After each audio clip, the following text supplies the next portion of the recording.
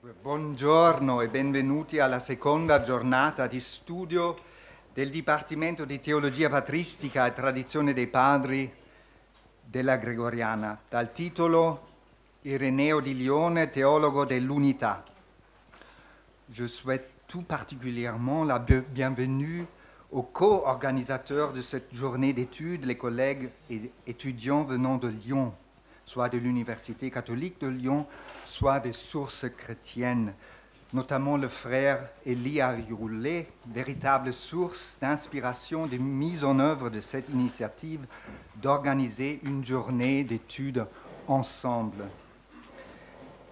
Le mie espressioni di profonda gratitudine e gioia che siate venuti qui da noi a Roma. Il contrasto può difficilmente essere più forte tra il vissuto che la Chiesa sperimenta attualmente a livello universale qui a Roma e a livello locale a Lione da una parte e il formato e la tematica di questa giornata dall'altra. Mentre la Chiesa affronta un tempo di acuta e per alcuni versi lacerante crisi, qui ci mettiamo a guardare un autore del passato remoto che ci suggerisce l'unità. L'unità in tanti sensi, non solo per la Chiesa, ma anche per tutte le relazioni che Dio instaura con l'umanità, in quanto riflettendo l'unità che regna all'interno di Dio stesso, che è la Santa Trinità. Quando Frère Élie e io abbiamo cominciato di pianificare questa giornata quasi 2 anni fa, certo non potevamo pensare che questa giornata di studio del 21 marzo 2019 sarebbe stata preceduta di solo 2 giorni dalla venuta del Cardinale di Lione a Roma per offrire al Papa le sue dimissioni. Suggerisco che facciamo questa giornata con molta semplicità. Nello spirito della munizione di Gesù, restate qui e vegliate con me.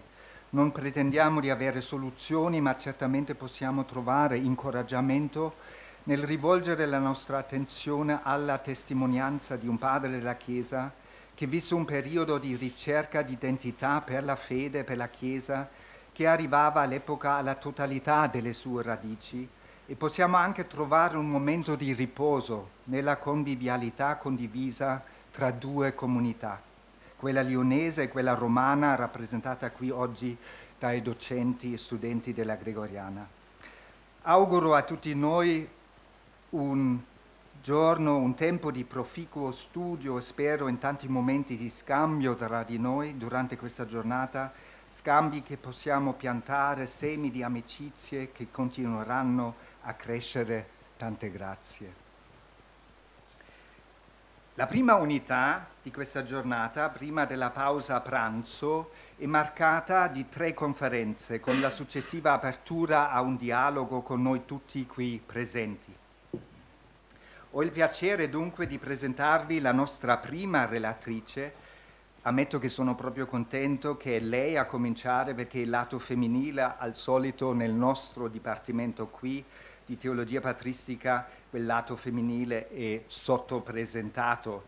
Laurence Mellerin è vice direttore dell'Istituto di Sources Chrétiennes, responsabile dei progetti digitali, coordina la pubblicazione delle opere di autori latini, italiani e medievali, in particolare Bernard de Clairvaux, e dirige il progetto Bible Index, l'indice scritturale online dei padri della Chiesa. Proprio a questo mondo, penso, saremo introdotti adesso tra breve. Laurence Mellerin ha curato diversi libri sull'esegesi patristica, tra cui Lecture de la Bible, premier au XVe siècle, pubblicato in Cerf in 2018.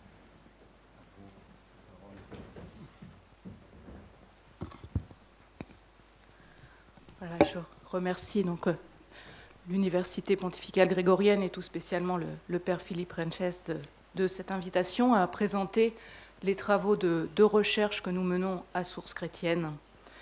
Pour ma part, je ne parlerai qu'indirectement d'Irénée comme théologien de l'unité, ou du moins je n'aborderai ce thème que sous l'angle de l'unité entre l'Ancien et le Nouveau Testament, dont Irénée est un des premiers défenseurs.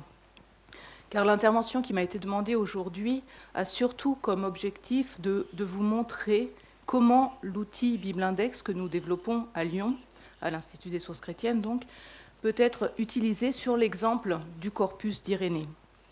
Donc je vais tenter ici une approche statistique parmi d'autres possibles des usages bibliques de l'évêque de Lyon, en laissant aux intervenants suivants le soin de vous faire entrer davantage dans les textes.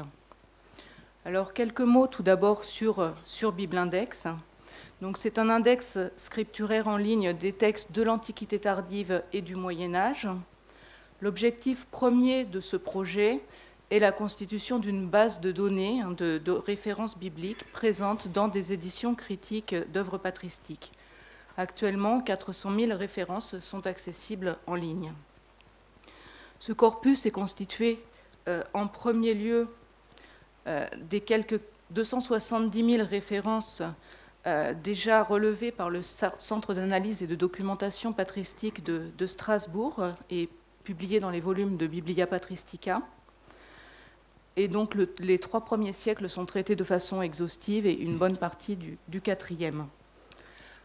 À ces données scientifiquement validées et relativement homogènes quant à la méthodologie du relevé des citations, s'ajoutent d'autres données provenant également du CADP, concernant principalement les œuvres d'Athanase d'Alexandrie, de Jérôme, de Jean Chrysostome et de Procope de Gaza.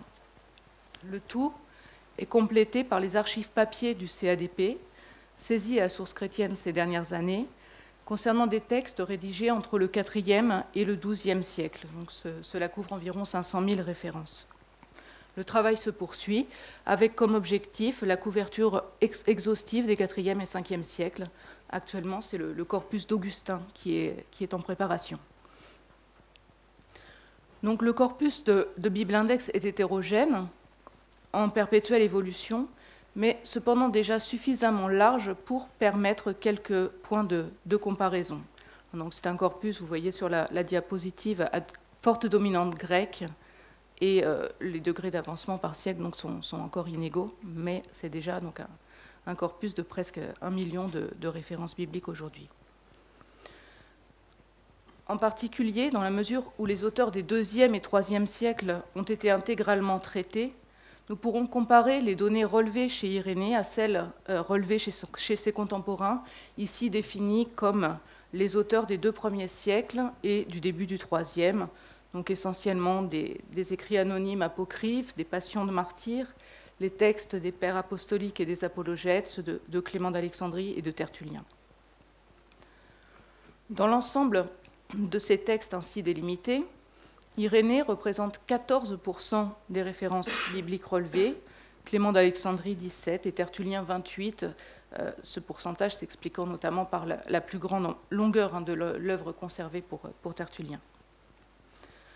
Donc, les données disponibles pour Irénée ont été reprises du volume 1 de la Biblia Patristica, donc des origines à Clément d'Alexandrie et à Tertullien, qui est paru en 1975.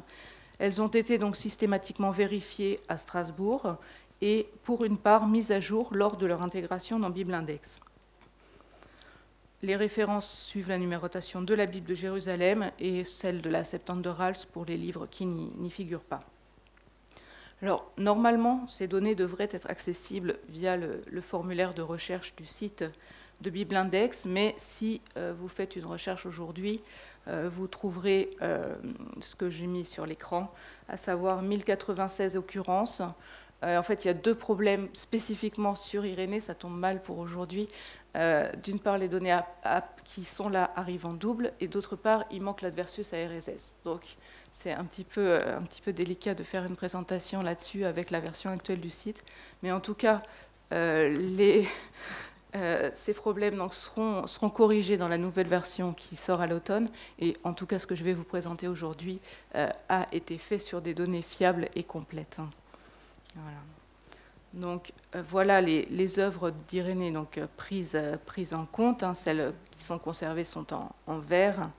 Donc bien sûr l'adversus à RSS, la démonstration de la prédication apostolique et puis quelques fragments divers. Alors on laisse de côté les 58 références relevées chez le pseudo-Irénée. ainsi que les 83 références relevées chez les œuvres d'attribution incertaine. Et donc, il nous reste 4084 citations ou allusions bibliques, donc il y en a une dans l'Ad Florinum, et puis 132 dans les fragments, 474 dans la démonstration, et puis pour 85% d'entre elles, elles sont dans l'Adversus Aereses. Alors, je n'entrerai pas aujourd'hui dans la méthodologie du relevé des citations et de leur typologie.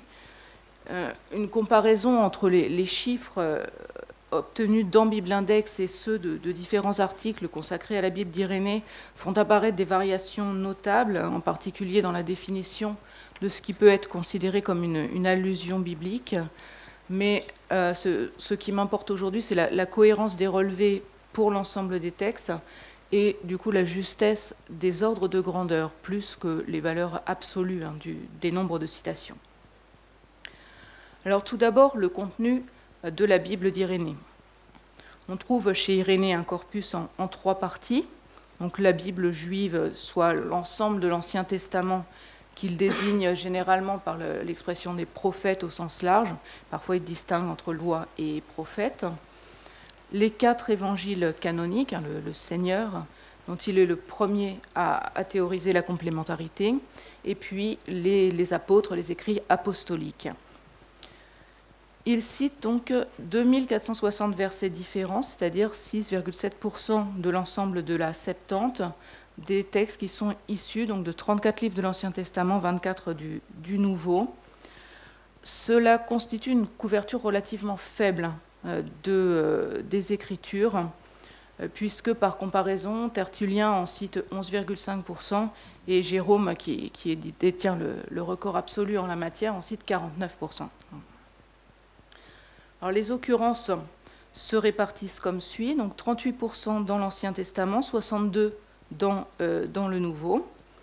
Et cette nette prédominance du Nouveau Testament est largement supérieure à celle que l'on observe dans le reste du corpus de Biblindex, puisque le ratio global est de 48-52. Elle est en revanche assez proche des pratiques des contemporains d'Irénée, vous voyez 35-65. Chez Tertullien, on a même 68% de références au Nouveau Testament.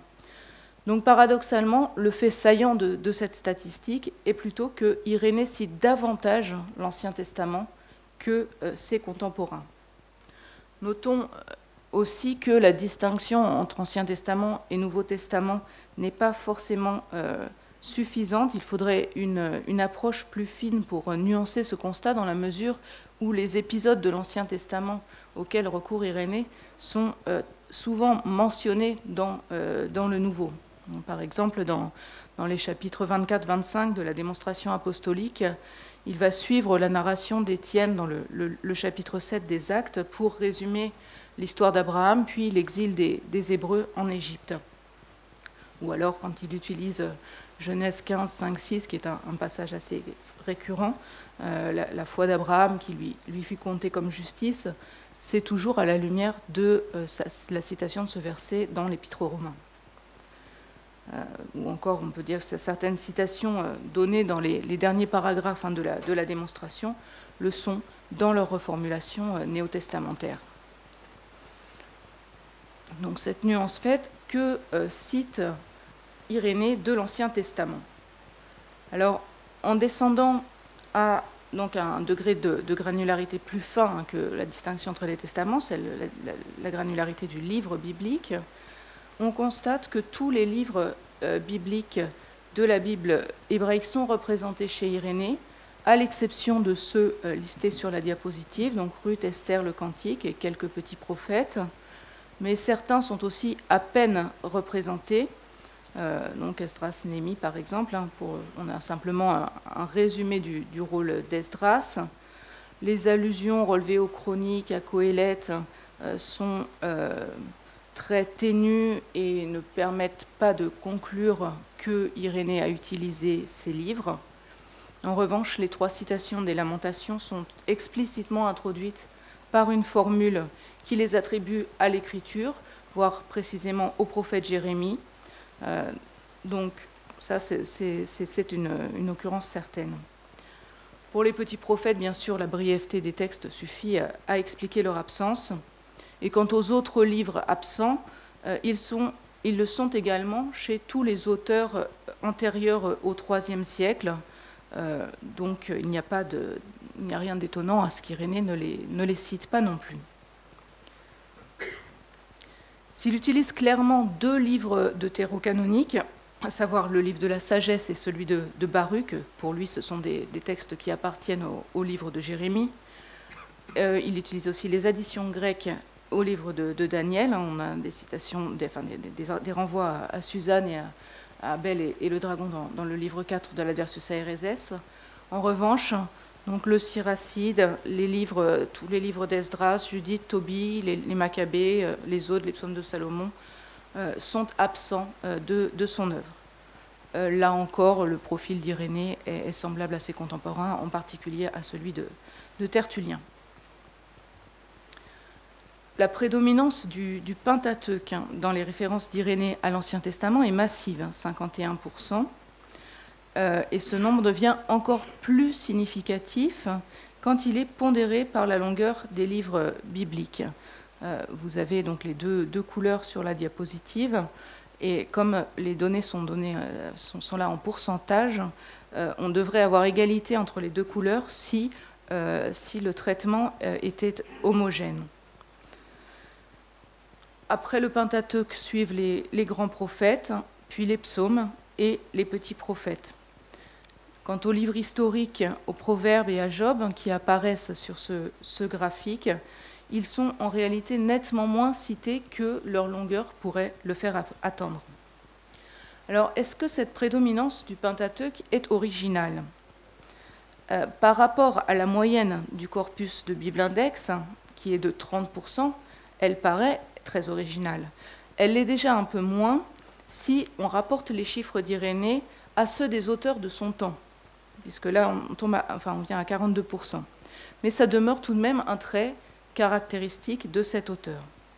Il convient donc maintenant de regarder les livres qui composent les 2 corpus vétérotestamentaires les plus significatifs pour Irénée, donc à savoir le Pentateuque et les grands prophètes.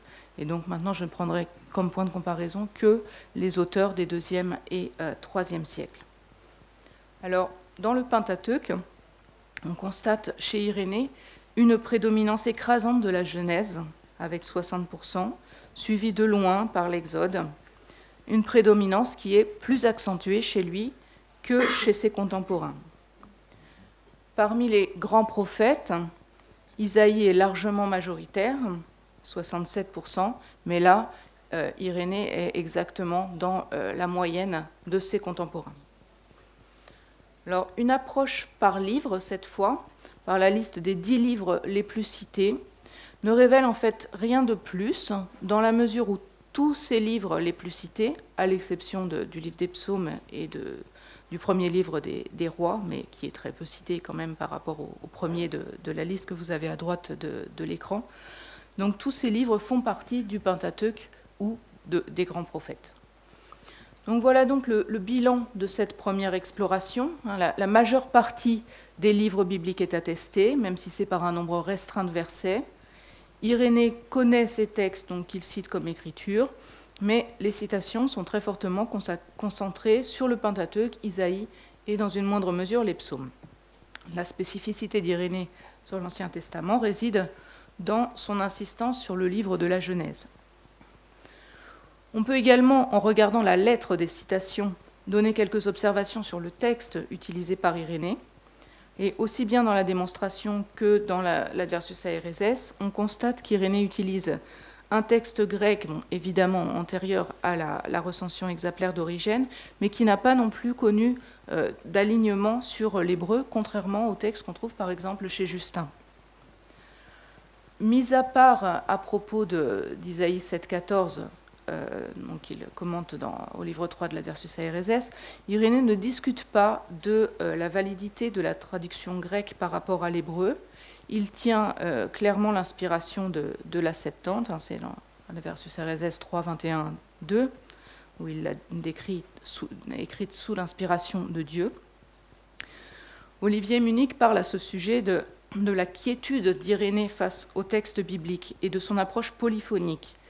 Il peut citer un verset selon la forme septante et selon la forme issue du texte massorétique et les faire dialoguer sans se préoccuper de questions linguistiques. Par exemple, dans la démonstration, au paragraphe 40, 54 et 55, il va commenter Isaïe 9.5 dans la version prémassorétique, en parlant du conseiller merveilleux et du Dieu fort. Et au paragraphe 56, il va enchaîner avec sa version grecque, messager du grand dessein, donc sans faire allusion à cette différence de texte.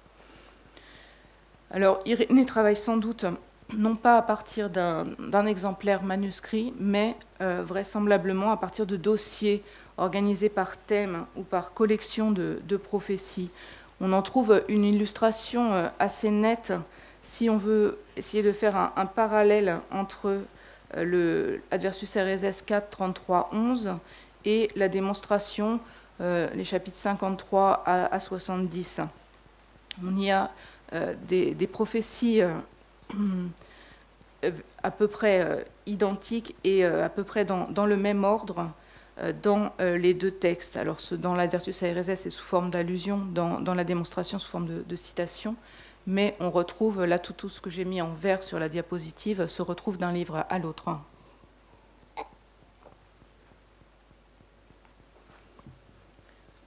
J'en viens maintenant au Nouveau Testament. Donc tous les livres, sans surprise, du Nouveau Testament sont représentés dans l'œuvre d'Irénée, à l'exception des plus courts, Philémon, 3 Jean et Jude. Certains autres livres très brefs ne sont que très peu cités aussi, de Pierre et de Jean.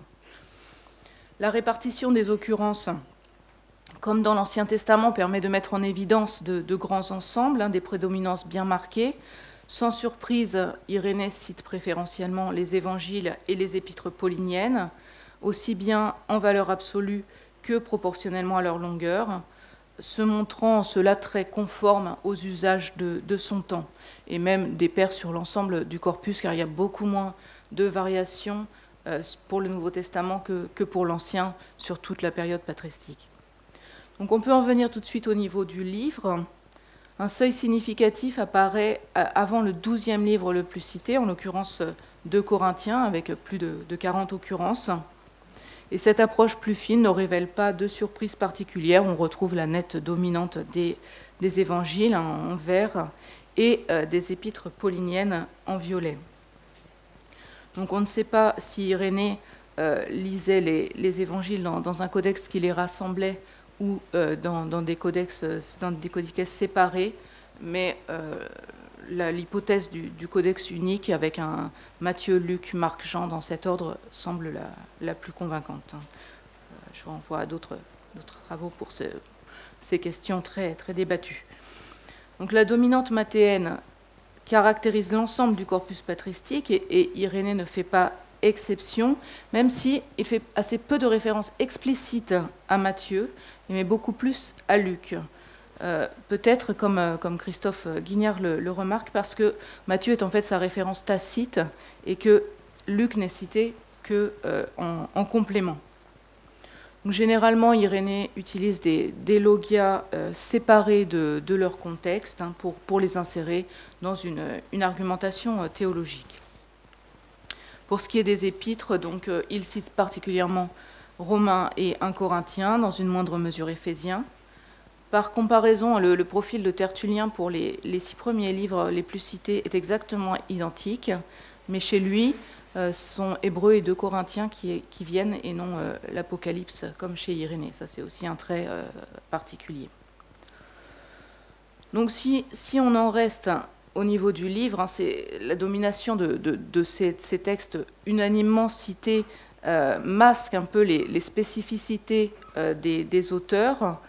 Donc chez Irénée, compte tenu de toutes les réserves méthodologiques que j'ai pu formuler, il y a donc 2 faits qui se dessinent assez nettement. Donc ce que je viens de vous dire, l'importance de l'Apocalypse, avec 80 références, donc ça représente 3,2% des citations chez Irénée. Chez la moyenne des pairs, c'est 1,4%. Donc c'est quand même nettement plus chez Irénée. Et puis, un autre phénomène remarquable, c'est la très faible présence de l'évangile de Marc. On observe un phénomène similaire chez Tertullien et aussi sur l'ensemble des pères, mais compte tenu de l'importance qu'Irénée accorde au thème de la quaternité des évangiles, c'est tout de même un fait à remarquer. Alors, les relevés de Joseph Verheyden, qui a spécialement étudié cette question, sont nettement plus restrictifs que ceux de Bible Index, puisqu'il dénombre seulement 16 citations de Marc, toutes dans l'Adversus Aereses et 15 allusions. Mais les rapports de proportion sont exactement les mêmes chez lui et dans Bible Index. Alors, il y a un facteur extérieur qui a pu jouer et qui joue sur toutes les données de Biblia Patristica, à savoir que quand les 3 synoptiques sont identiques, on va préférentiellement attribuer la référence à Matthieu plutôt qu'aux autres évangiles. Mais ça ne changerait pas vraiment les ordres de grandeur si on reprenait ces données. J'ai fait le test sur des échantillons, c'est pas significatif. Alors, si on regarde par œuvre, j'ai pas eu le temps d'aller voir, mais on trouve une beaucoup plus forte proportion de citations de Marc dans les fragments que dans le reste des œuvres. Alors, je ne sais pas si c'est significatif ou non, il faudrait aller voir de plus près ce qu'il en est. Si on regarde aussi où se trouvent les références à Marc, on constate que la moitié des citations explicites se trouvent dans le livre 3 de l'Adversus Aereses, et on voit que Irénée se concentre sur 3 lieux principaux, l'incipit, la session du ressuscité à la droite de Dieu en Marc 16, 19, et puis la première annonce de la Passion en Marc 8, 31. Donc, voilà la vue globale des citations, plus ou moins foncées selon le nombre d'occurrences. C'est juste pour donner une vision globale. Donc, dans ces choix, il y a des motivations théologiques et stylistiques. Il est souvent très difficile, en fait, de trancher entre les synoptiques pour référencer une citation d'Irénée, dans la mesure où Irénée pratique beaucoup la contamination et insiste sur les convergences entre les évangélistes. Donc la quiétude et l'approche polyphonique qui étaient valables pour l'Ancien Testament sont observables également sur le Nouveau. Dans tous les cas, il convient de prêter attention au contexte et à la visée de l'auteur pour analyser chaque citation et de ne pas les isoler. Donc après l'approche par livre, on voit qu'il faut aller davantage dans le détail, et cette remarque qui vaut pour Marc vaut évidemment pour tous les autres livres également. Je prendrai juste quelques exemples. Celui des deux épîtres à Timothée, qui revêtent une importance particulière, qui n'est pas d'abord d'ordre quantitatif, mais plutôt qualitatif, même si, compte tenu de la brièveté de ces textes, leur fréquence est relativement élevée, puisqu'on a 25 occurrences pour la première et 15 occurrences pour la deuxième.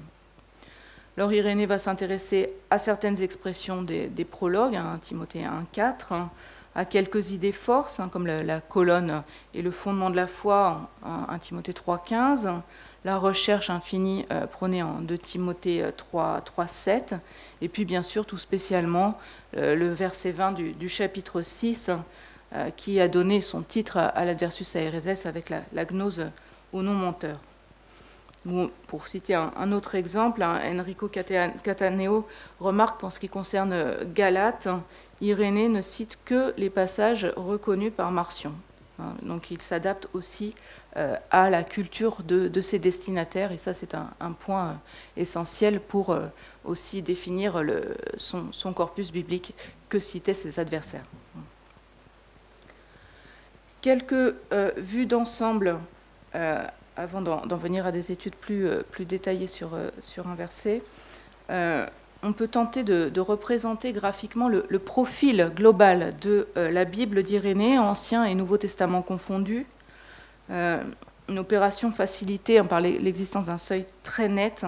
On passe de 80 à 130 occurrences, qui met bien à part les 10 livres les plus cités de l'ensemble de la Bible. Donc on distingue clairement que certes, Irénée cite beaucoup la Genèse, mais la prédominance de Matthieu par rapport à celle de la Genèse est nettement plus accentuée. Ce phénomène est encore plus net si on pondère le nombre d'occurrences par la longueur des livres bibliques, comme c'est le cas sur cette diapositive, ou si on regarde un autre élément qui est intéressant, la couverture de chaque livre, c'est-à-dire le pourcentage de versets de chaque livre qui est cité. Et pour les livres les plus cités, ce sont jusqu'à 25 à 30% des versets qui apparaissent. Un autre type d'approche globale consiste à étudier la fréquence d'emploi des versets. Et on constate que la plupart d'entre eux, 88%, ne sont cités qu'une à deux fois. Donc il paraît à la fois aisé de définir un seuil et pertinent de descendre à la granularité du verset pour repérer les textes privilégiés par Irénée qui pourraient, a priori, ne pas figurer dans les livres globalement les plus cités. Donc cette granularité fine est complémentaire de celle du niveau du livre ou du niveau péricope pour repérer les passages clés. Donc je laisse de côté ici tous les versets à apparition unique ou rare. Ils sont intéressants pour établir finement le profil biblique d'un auteur, pour apprécier les variations d'une argumentation scripturaire et étudier les modalités d'insertion des textes bibliques dans le discours, mais ne sont pas intéressants pour la recherche des thèmes de prédilection ou des constellations de textes qui fonctionnent de façon récurrente ensemble. Donc je me concentrerai sur les versets qui sont cités plus de 15 fois, et il n'y en a que 10. Alors on voit que la pratique de détail d'Irénée coïncide avec l'approche macroscopique par livre, puisque les versets récurrents sont majoritairement néo-testamentaires et la Genèse est bien présente. Donc les trois premiers font partie des 5 versets globalement les plus cités par les pères, donc Genèse 1,26, Jean 1,14 et Genèse 2,7. Et plus largement, donc 7 des 10 versets privilégiés par Irénée font partie des textes de base de la patristique. Donc en plus des 3 que je viens de citer, les versets christologiques qui concernent la préexistence du Verbe et l'incarnation. Donc outre Jean 1,14, on a Jean 1,3, tout fut par lui et rien de ce qui fut ne fut sans lui. Isaïe 7,14 bien sûr, Matthieu 11,27, tout m'a été remis par mon Père et nul ne connaît le Fils si ce n'est le Père. Colossiens 1,18, il est la tête du corps qui est l'Église, le commencement premier-né d'entre les morts. Et comme pour les livres, c'est en allant voir derrière ces versets récurrents dans tout le corpus qu'on va voir ce qui distingue précisément Irénée des autres auteurs. Et ce sont les 3 versets que j'ai encadrés sur la diapositive. Donc les 33 occurrences d'Éphésiens 1,10, pour mener les temps à leur accomplissement, réunir l'univers sous un seul chef, le Christ. Dans une moindre mesure, la vingtaine d'occurrences de Matthieu 25, 41. Alors il dira à ceux qui sont à sa gauche, allez-vous-en, loin de moi, maudits, au feu éternel qui a été préparé pour le diable et pour ses anges. Sans doute à l'encontre d'une forme d'apocatastase qui pouvait se trouver chez les gnostiques.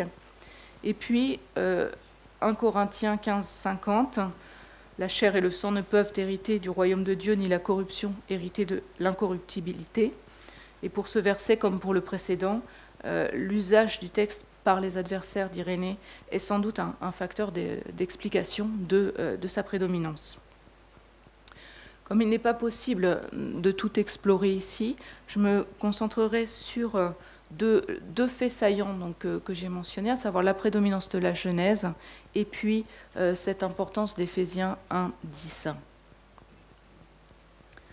Donc tout d'abord, l'identification d'un passage clé sur l'exemple de la Genèse.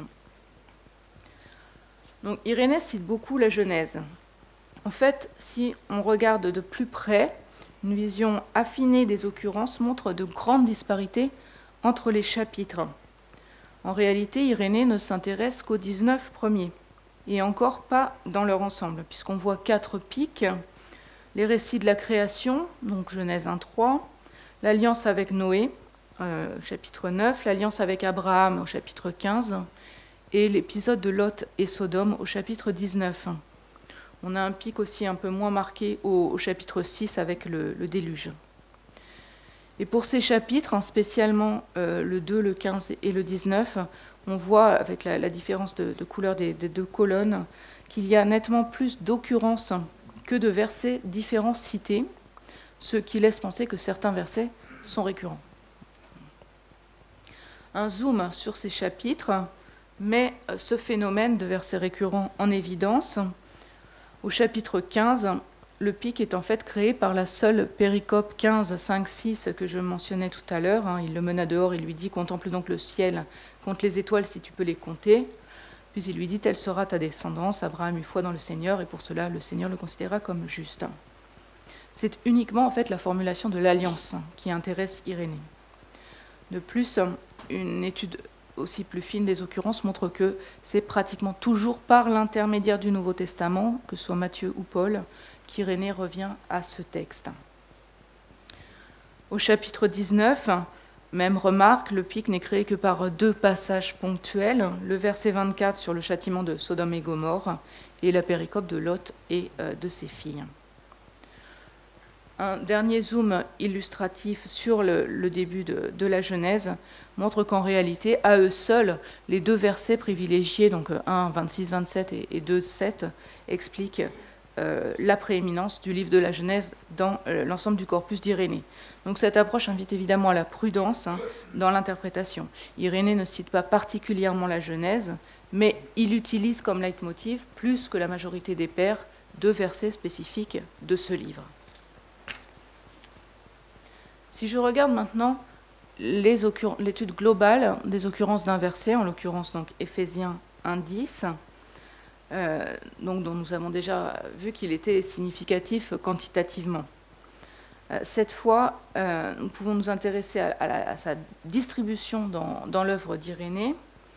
Il revient ponctuellement et en de multiples lieux de l'œuvre. Mais il y a certains passages, comme l'Adversus Héréses 3, 21, 22 et puis 5, 18, 20, qui montrent une concentration particulière. Alors quand Bible Index intégrera aussi les textes patristiques et pas seulement les références, on pourra rapidement visualiser toutes les occurrences d'un verset et étudier ses modalités d'insertion, d'introduction dans la phrase, ses variations formelles. Pour l'heure, ce travail doit se faire manuellement en revenant au livre imprimé. On constate que les citations d'Éphésiens 1:10 ne sont jamais explicites, mais qu'elles s'intègrent dans la phrase sans être annoncées. Et c'est très rare que Irénée les mentionne comme scripturaires avec un inilud ou quelque chose comme ça. On ne trouve aucune citation du verset complet, et en regardant de plus près, en fait, on voit que la véritable cible de la citation récurrente, c'est le segment Anakephalaiosastai tapanta ento Christo. On n'a que 3 exceptions à ce constat qui sont sur la diapositive où Irénée cite un peu plus largement ou d'autres morceaux du verset. Donc c'est uniquement le cœur du verset en fait qui intéresse Irénée, un sujet, Dieu ou le Christ, un verbe, récapitulé, et un complément. Alors dans un tiers des cas, le complément c'est le tout qui est dans le verset, omnia universa. Dans un autre tiers, la récapitulation s'applique à la création de l'homme. On trouve dans le tableau que vous avez sous les yeux donc les termes de plasma, plasmatio, homo, Adam.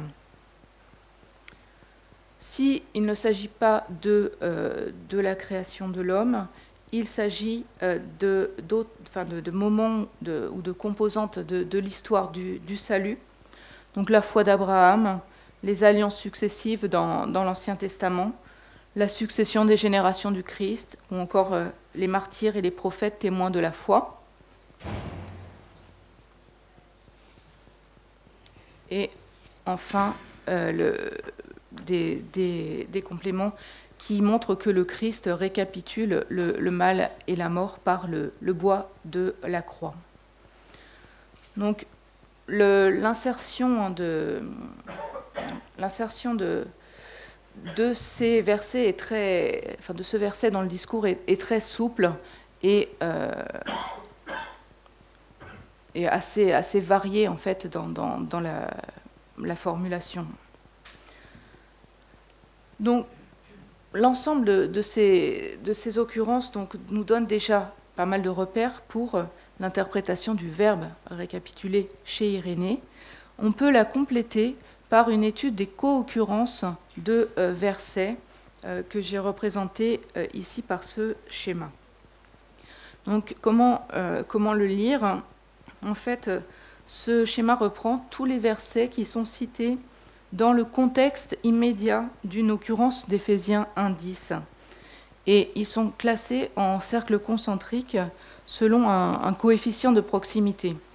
Dans le premier cercle, le plus près du centre, figurent les versets qui apparaissent 12 ou 13 fois avec Éphésiens 1,10. Dans le deuxième, ceux qu'on trouve 7 fois ou plus, jusqu'au dernier qui rassemble les versets présents à 2 reprises, donc dans les quelques lignes qui suivent ou qui précèdent Éphésiens 1,10. Donc le schéma va se lire dans le sens inverse des aiguilles d'une montre en partant du haut. Donc les 2 versets clés, c'est Genèse 2,7 et Jean 1,14 qui se répondent. Ils sont associés de façon privilégiée à l'idée de récapitulation, de préférence à tous les autres. Certains versets complémentaires viennent les appuyer, comme le psaume 119, 73, qui fait écho à Genèse 2,7, « Tes mains m'ont fait et fixé ». De la même façon, Job 8, « Tes mains m'ont façonné, formé ». Les passages clés des récits de la création ne sont pas loin non plus. L'homme à l'image et ressemblance, la création du monde qui lui préexiste, Genèse 2,5, l'Esprit de Dieu qui remplit l'univers, Sagesse 1,7. On trouve aussi l'évocation de la faute originelle, avec sa conséquence, la mort physique d'Adam, Genèse 5,5. Tout l'Ancien Testament convoqué a trait à la création. On retrouve ensuite la thématique du mal, qui apparaissait déjà dans les compléments du verbe récapituler, toute une série de textes qui illustrent la symétrie entre le péché d'Adam qui fait entrer la mort dans le monde et l'obéissance du Christ qui détruit la mort, Romains 5. Romains 7 dit la chair habitée par le péché, et la parabole du bon grain et l'ivraie, Matthieu 13, 38-39 dit la lutte contre l'emprise du démon. Outre Jean 1,14, le reste du prologue de Jean est très présent, en particulier le verset 3 qui dit le rôle charnière de l'incarnation. Celle-ci est aussi évoquée par la généalogie du Christ, la conception virginale, Matthieu 1,18, Luc 1,34-35, l'acceptation de Marie, Luc 1,38, et aussi la réalité de la mort du Christ se trouve là avec Jean 19 et Joseph d'Arimathie qui vient réclamer le corps de Jésus, Marc 15, 42. Dans la partie droite du schéma se développe la théologie paulinienne, qui se distancie donc du récit événementiel. On trouve des versets aux thématiques proches de la récapitulation dans le Christ, comme Colossiens 3,11, où le Christ est tout en tout, dans un passage qui évoque le dépouillement du vieil homme pour revêtir le nouveau, donc à l'image du Créateur. Un Corinthiens 15 qui dit le passage du psychique au spirituel. Et enfin, la primauté du Christ avec l'hymne de Colossiens 1, la puissance de la grâce du Christ qui a détruit la mort, de Timothée, sont rappelés. Donc à partir de la distribution des citations, on peut déjà reconstruire en fait une représentation de la théologie qui sous-tend ces textes et constater que l'usage des citations bibliques que fait Irénée est tout sauf aléatoire. Dans un troisième temps plus rapide, j'en viendrai à une approche par les œuvres, en comparant les profils bibliques en fait, de la démonstration et des différents livres de l'Adversus Aereses. Alors la longueur de chacune des œuvres est déterminée en nombre de mots, et dans le graphique, donc on a le pourcentage de mots que représente chaque œuvre par rapport au total dans l'œuvre d'Irénée, ce sont les colonnes oranges. Et de même, le nombre de références bibliques par rapport au total est exprimé en pourcentage ici, donc dans les colonnes marron. Donc ce sont des données du coup comparables entre elles. On constate donc que la répartition des citations bibliques n'est pas uniforme, puisqu'elle ne suit pas la courbe de la longueur respective des œuvres. Donc on a ainsi plus de citations dans la démonstration que dans le livre 1 ou 2 de l'Adversus Aereses, alors que le texte est plus court. Et, ou encore, compte tenu de la longueur du livre 2, comparable à celle du livre 3, on pourrait s'attendre à y trouver plus de références. Donc il est utile de compléter cette présentation par le calcul d'un taux de référence biblique, c'est-à-dire le nombre moyen de citations, enfin de références bibliques pour 1000 mots du texte, pour faciliter les comparaisons. Et par exemple, donc le livre 3 de l'Adversus Aereses a un taux d'environ 25 références bibliques pour 1000 mots de texte, alors que le livre 2 en a seulement 7. Alors les conclusions de ces calculs sont les suivantes. Donc les 3 derniers livres de l'Adversus Aereses constituent la mine des citations bibliques irénéennes. Inversement, les 2 premiers livres ont beaucoup moins de références que leur longueur pourrait le faire attendre. Le nombre relativement plus important de citations dans le premier livre par rapport au deuxième est bien sûr dû au fait que dans le livre 1, Irénée mentionne les lieux scripturaires auxquels recourent ses adversaires, alors que dans le livre 2, qui est une réfutation plus rationnelle, il s'interdit explicitement le recours à l'écriture. Le livre 3 a la concentration de références bibliques de loin la plus élevée, et les livres 4 et 5 et la démonstration ont une concentration de références comparables, ce qu'une approche purement quantitative n'aurait pas pu, sans pondération par la longueur, n'aurait pas permis de voir. Donc il apparaît pertinent de regrouper les 2 premiers livres et puis d'autre part les 3 derniers et la démonstration. Donc bien sûr, ces données purement statistiques sont cohérentes avec le contenu des livres de l'Adversus Aereses, puisque ce sont les livres qui veulent démonter la pensée de l'adversaire par une argumentation scripturaire qui compte le plus de citations. Alors, si on regarde la distribution de l'Ancien et du Nouveau Testament selon les œuvres, là aussi, on voit que la prédominance du Nouveau Testament n'est pas quelque chose de constant qui se repère sur toutes les œuvres. On voit que le livre 4 de l'Adversus Aereses compte 44% d'Ancien Testament et que le cas de la démonstration est tout à fait spécifique, avec 63% d'Ancien Testament.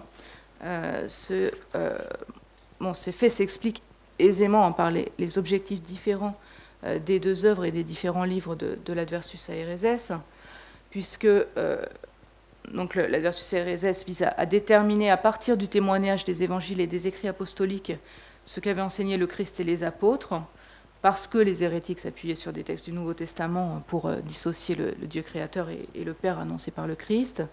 Dans la démonstration, en revanche, ce sont les prophéties vétérotestamentaires qui passent à l'avant-plan parce qu'elles fonctionnent comme preuve du mystère du Christ annoncé. Et au sein de l'Adversus Aereses, le livre 3 s'appuie sur les évangiles, le livre 5 sur des logia de Jésus et des épîtres de Paul, tandis que le livre 4, comme la démonstration, en fait, veut prouver à partir des paroles du Christ l'unité des évangiles et de l'Ancien Testament. En entrant dans le détail des profils bibliques des œuvres, dont on a prédéterminé qu'elles seront intéressantes, donc en éliminant les 2 premiers livres, le graphique illustre les insistances bibliques spécifiques des 3 derniers livres. Il faudrait entrer plus dans le détail, mais on voit que le livre 3 insiste sur le corpus lucanien, avec donc l'évangile de Luc et les actes. Le livre 4 a une forte prédominance de Matthieu, mais on voit aussi que le Genèse et Deutéronome sont plus représentés qu'ailleurs. Pour le livre 5, c'est l'Apocalypse qui est plus présente, et 1 Corinthiens, et puis le livre de Daniel, quasiment absent ailleurs. Donc, et puis on voit aussi donc, le profil très atypique de la démonstration, avec ce taux de l'Ancien Testament très, très marqué et l'insistance sur Genèse et Isaïe. Donc pour conclure, je vous ai présenté ici un parcours d'enquête statistique parmi beaucoup d'autres possibles à travers la masse des données disponibles dans Biblindex au sujet du recours aux écritures par Irénée. Nous avons donc rencontré un certain nombre de problèmes méthodologiques. Ce faisant, en particulier, j'espère vous avoir montré à quel point les résultats obtenus dépendent des choix effectués à chaque étape de l'analyse sur les données chiffrées, et en particulier sur 2 points, le choix du seuil de granularité, et puis le choix du degré de granularité, et puis la définition des seuils à partir desquels on va regarder les données. Et puis les techniques de visualisation aussi qui peuvent avoir une grande influence. Et encore une fois, je n'ai pas parlé ici des questions méthodologiques sur le relevé des citations, la distinction entre citation et allusion, qui est un sujet en soi voilà, qu'il faudrait évidemment aborder. Donc ces enquêtes n'ont pas leur propre fin en elles-mêmes, hein. Elles ont 2 fonctions principales: donner à voir des phénomènes qui sont difficilement perceptibles au fil de la lecture, en particulier les co-occurrences de versets, ou les accents un peu mineurs dans les profils des œuvres. Et puis l'autre fonction, c'est de repérer les lieux intéressants où on a l'impression qu'il se passe quelque chose et qui donc nécessite d'aller regarder de façon plus fine dans le texte pour voir ce qu'il en est. Par ailleurs, ces enquêtes n'ont là aussi évidemment pas de sens si on les considère seules. Pour savoir quelles questions pertinentes adresser au corpus, il faut déjà en avoir une connaissance par la lecture, mais inversement, pour tirer des conclusions non biaisées de la lecture, il peut être utile d'avoir des vues d'ensemble qui donnent des points de comparaison relativement objectifs. Donc l'utilisation de Biblindex, pour l'étude des pairs, se définit comme une interaction constante sur un mode itératif entre la connaissance théologique, philologique, historique d'une œuvre et les approches statistiques. La nouvelle version du site qui sera mise en ligne à l'automne devrait permettre à chacun d'entre vous de mener ce genre d'investigation sur les corpus de votre choix. Voilà. Donc, je vous remercie de votre attention.